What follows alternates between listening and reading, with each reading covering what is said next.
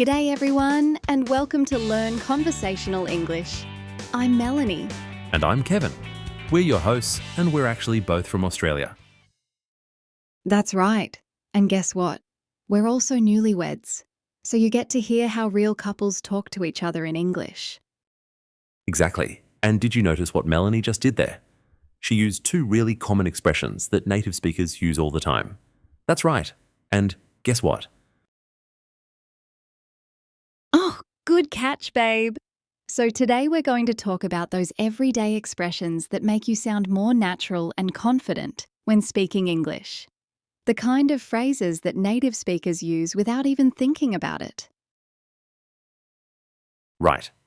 And we want this to feel like you're just listening to two mates having a chat, because that's exactly what we are. So let's dive in. Mel, why don't you start with actually? Actually, that's perfect. See what I did there?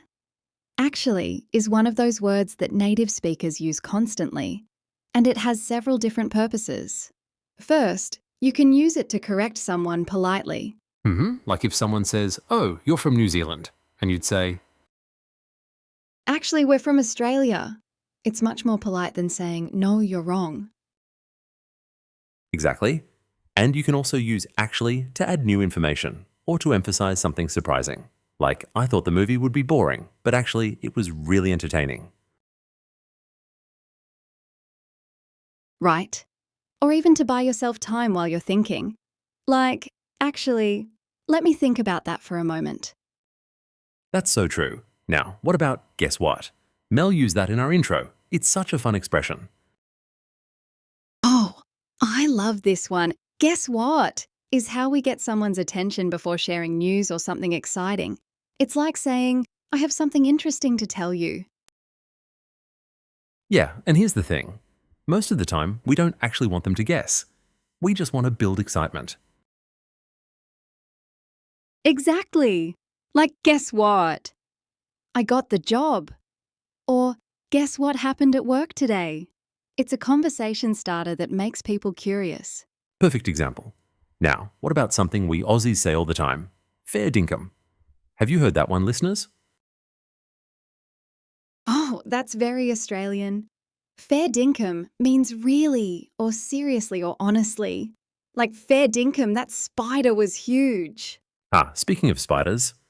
But yeah, you might also hear Americans say for real or Brits say blimey. These are all ways to express surprise or disbelief. And you know what's interesting about these Australian expressions? They're actually really useful for international English learners because they show personality and character in your speech. That's a great point. Let's talk about some more universal expressions that work everywhere. How about I mean? Kevin uses this one all the time. That's so true, Mel. And speaking of expressions that show character, let's talk about you betcha. That's more American, but it's such a fun way to say absolutely, or you bet. Guilty as charged. I mean is perfect when you want to clarify or explain what you just said. Like, the weather's been crazy. I mean, yesterday it was 30 degrees and today it's raining. Oh, I love that one. Are you coming to dinner tonight? You betcha. It's so much more enthusiastic than just yes. And what about no kidding? That's another way to express surprise or agreement. Right, or when you're being more specific. The movie was okay. I mean, the acting was good, but the story was boring. No kidding. See, there I go using it. Like if someone says, I just want a free trip to Hawaii, you might respond, no kidding, that's amazing. It shows you're surprised, but in a positive way. Exactly. And here's another one. We use heaps. You know what? It's similar to guess what, but it's more for introducing an opinion or realization. Exactly. And here's another one that's super useful. Come to think of it, this is perfect when you suddenly remember something or have a new thought about what you're discussing. Oh, yeah. You know what? I think we should go to that new cafe instead. Or, you know what? You're absolutely right about that. Oh, that's a good one. The weather's been terrible lately. Come to think of it, it's been raining for 3 weeks straight. It's like your brain just connected the dots. And speaking of agreeing with people, let's talk about absolutely and definitely. These are much more enthusiastic than just saying yes. Right. And here's a pronunciation tip for our listeners. When you say, come to think of it, the words flow together really naturally. It's not come to think of it, it's more like come to think of it. That's how native speakers say it. Absolutely. See? It shows you're really engaged in the conversation. If someone asks, should we grab some coffee? Saying definitely sounds much more natural than just yes. Great tip. And speaking of natural flow, what about hang on and hold on? These are so much more common than saying wait or please wait. Perfect. Now, what about when you want to change the subject? We often say, by the way, or speaking of. Oh, yes. Hang on, I just need to grab my keys. Or, hold on, let me check my calendar. And you can also use hang on when you're confused about something. Hang on, are you saying you've never been to a beach? Right. By the way, did you call your mum? Or, speaking of coffee, have you tried that new place downtown? Perfect examples. And here's a fun one that confuses a lot of learners. Tell me about it. Now, this doesn't actually mean you want someone to tell you about something. It means I completely agree with you. Good examples. And here's one that might surprise English learners. We use like as a filler word so much. Not just young people, everyone does it.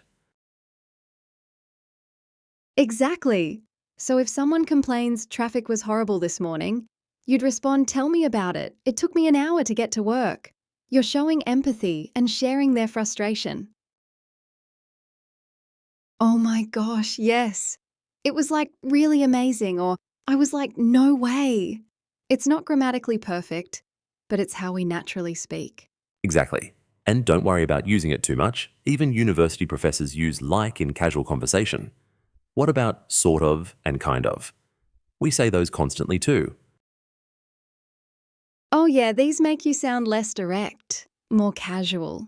I'm kind of tired, or it's sort of complicated. Much more natural than saying, I am tired, or it is complicated. Absolutely. And here's some practical advice for our listeners. Start noticing these expressions when you're watching movies, TV shows, or YouTube videos. You'll start hearing them everywhere once you know what to listen for. And here's a fun one. No worries. We Aussies probably overuse this one, but it's spreading everywhere now. It's like saying don't worry about it, or you're welcome. Such good advice. And remember, it's not just about the words. Tone and body language matter too. When someone says, yeah, right, with a sarcastic tone, they actually mean, I don't believe you at all. So true. If someone says, sorry, I'm late, you can say, no worries. Or if they say, thanks for helping, no worries, mate. Perfect. Now, let's talk about a really important one. How come? Instead of why. It sounds much more conversational. Great point. How come you didn't come to the party? Sounds friendlier than, why didn't you come to the party? It's less formal, more curious than demanding. Exactly. And what about when we're not sure about something? We use I reckon, or I suppose, or I guess. Right. I reckon it'll rain today. Or, I suppose we could try that restaurant. It shows you're giving your opinion, but you're not 100% certain. And here's something important for learners. We interrupt each other all the time in friendly conversations. We say things like, oh, that reminds me, or wait. So true. It's not rude if it's done naturally. Oh, that reminds me of when we went to Melbourne last year. It shows you're engaged and thinking. And let's not forget about expressing enthusiasm. That's awesome. That's brilliant. How cool is that? These make you sound genuinely interested. Absolutely. And here's the key thing, listeners. It's not just about learning these phrases. It's about using them at the right moments and with the right tone. Practice makes perfect. That's such a good point, babe. Try using one or two of these expressions in your next English conversation and see how it feels. Don't try to use them all at once. Exactly. Start with ones that feel natural to you. Maybe actually and I mean are good starting points because they're so versatile. Right. And remember, these expressions aren't just words. They're showing your personality and making connections with people. That's what conversational English is really about. Beautifully said. Well, that's all we have time for today on Learn Conversational English. Thanks so much for listening, everyone. Yeah, thanks for hanging out with us. Remember, the best way to learn conversational English is to listen to real conversations, like this one, and then practice using these expressions yourself. Keep practicing, stay confident, and we'll catch you next time. Cheers! See you later.